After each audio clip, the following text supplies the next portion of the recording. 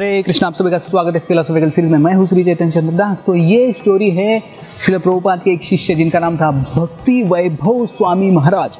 तो ये भक्ति वैभव स्वामी महाराज जो थे, जब ब्रह्मचारी थे, तो वो जब उन्होंने श्रील प्रभुपाद से दीक्षा ली और मंदिर में रहते थे, सेवा करते थे, उनको हमेशा लगता था कि श्रील प्रभुपाद को जैसे एक पर्सनल इंस्ट्रक्शन मिला उनके गुरु महाराज से, वैसे ही मुझे कुछ पर्सनल इंस्ट्रक्शन मिलना चाहिए। श्रील प्रभुपाद ने मुझे कुछ पर्सनल इंस्ट्रक्शन देना चाहिए।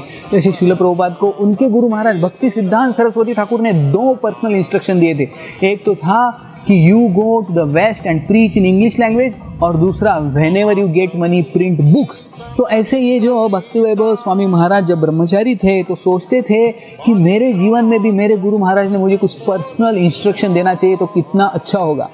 तो एक बार उन्होंने एक लेटर लिखा श्रील प्रभुपाद को कि Srila Prabhupada, I am following all regulatory principles, I am chanting 16 rounds, I am doing all the services and staying in temple and doing morning program, but I have one question, I have one desire। और वो desire क्या है? My desire is I wish to have some personal instruction from you, just like your spiritual master gave you some personal instruction, वैसे ही मेरे जीवन में कुछ तो personal instruction आप दीजिए। तो ऐसा लेटर जब श्रील प्रभुपाद को आया, श्रील प्रभुपाद ने पढ़ा।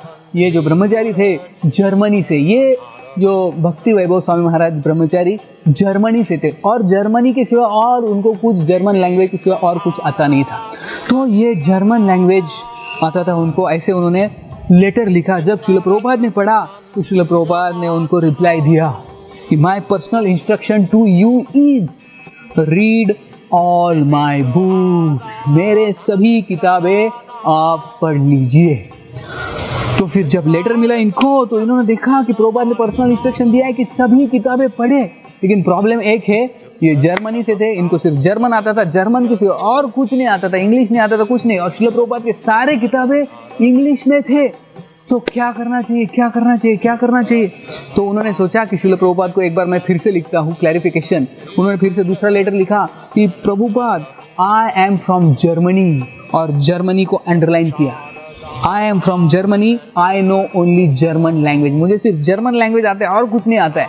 तो उसको अंडरलाइन किया जर्मन लैंग्वेज को, और ये लेटर फिर से भेज दिया श्रील प्रभुपाद को। श्रील प्रभुपाद ने फिर से पढ़ा ये लेटर, दूसरा लेटर, और प्रभुपाद ने और एक रिप्लाई भेजा कि रीड ऑल माई बुक्स। फिर से वही इंस्ट्रक्शन दिया और ऑल को श्रील प्रभुपाद ने अंडरलाइन किया। तो ये बोले बाप रे, अभी तो प्रभुपाद ने 100% बोला है कि सभी मेरी किताबें पढ़नी ही है, और जो कि इंग्लिश में है उसका ट्रांसलेशन नहीं हुआ था जर्मन में। तो वो सोचा अभी क्या करना चाहिए, गुरु महाराज का तो इंस्ट्रक्शन है। तो उन्होंने क्या किया, उनका डिटर्मिनेशन देखिए। उन्होंने डिक्शनरी लिया, जो कि डिक्शनरी इंग्लिश टू जर्मन, हर एक वर्ड देखते थे वो, हर एक वर्ड किताब में से।